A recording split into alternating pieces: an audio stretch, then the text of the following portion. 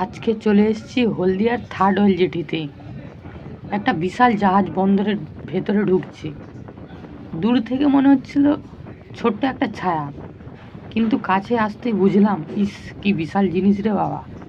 জাহাজটা ধীরে ধীরে বন্দরের ভেতরে ঢুকছে, তার শব্দ, তার ভর একদম সিনেমেটিক ভাইব দিচ্ছিল।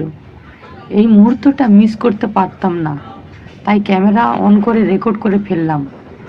অনেকেই ভাবে হলদিয়া মানেই শুধু ফ্যাক্টরি, মেশিন আর ওয়ার্ক জোন, কিন্তু না ভাই, হলদিয়া এই দিকটা দেখলে মনটা অন্যরকম হয়ে যায়।